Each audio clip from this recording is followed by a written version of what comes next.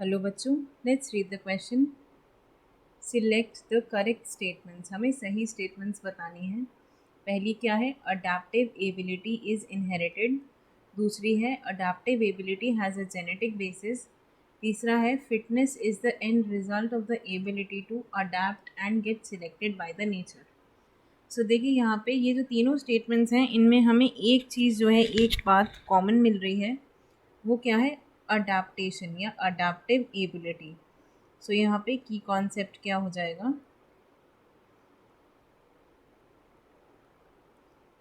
Adaptive ability.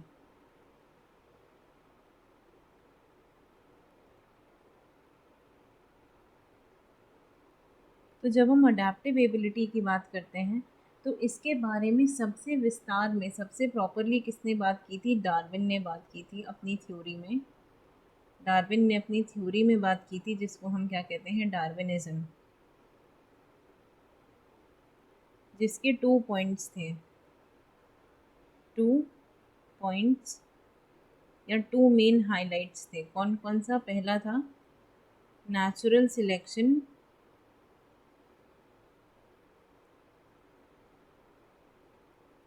और दूसरा था कॉमन डिसेंट।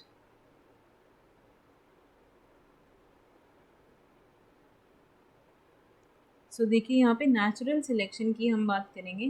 नेचुरल सिलेक्शन में डार्विन ने क्या कहा था कि हर स्पीशीज़ अपना सर्वाइवल इंश्योर करने के लिए नेचर के बदलते कंडीशंस के हिसाब से अपने आप को अडेप्ट करने की कोशिश करता है, और जो कोई भी इस अडेप्टेशन में सक्सेसफुल होता है वही सरवाइव कर पाता है, उसी की प्रोजेनीज सरवाइव कर पाती हैं।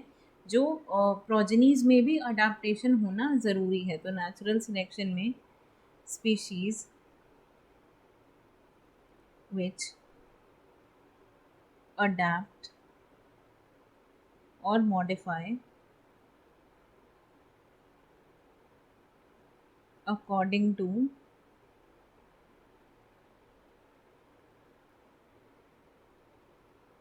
The changing environment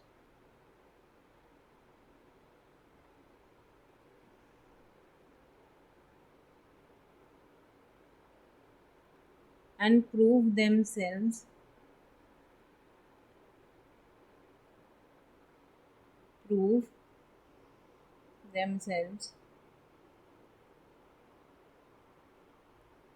as fittest to survive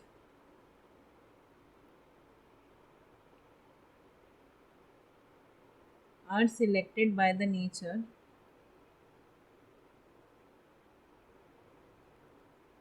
to be alive या selected for living in this environment।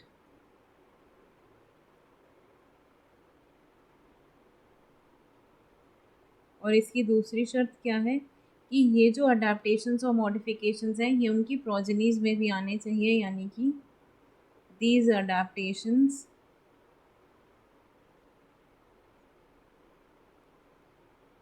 should be inherited, should be inherited also in progenies।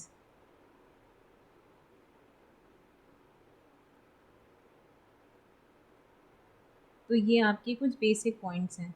देखिए, नेचुरल सिलेक्शन से हमें एक सर्वाइवल ऑफ द फिटेस्ट का भी पता चला। अभी हमने बात की कि जो केवल फिटेस्ट स्पीशीज़ होती हैं, जिनमें ये मॉडिफिकेशंस आते हैं और ये प्रोजेनीज में भी इनहेरिट होते हैं, वही यहाँ पर सर्वाइव कर पाते हैं। तो सर्वाइवल ऑफ द फिटेस्ट। अब हम चलते हैं अपने ऑप्शंस की तरफ। तो यहाँ पे देखिए, अडेप्टिव पहला क्या है? Adaptive ability is inherited. अभी हमने इसकी बात करी कि अडेप्टिव एबिलिटी इनहेरिट होना ज़रूरी है, तो ये आपका स्टेटमेंट सही है। दूसरा क्या है? Adaptive ability has a genetic basis.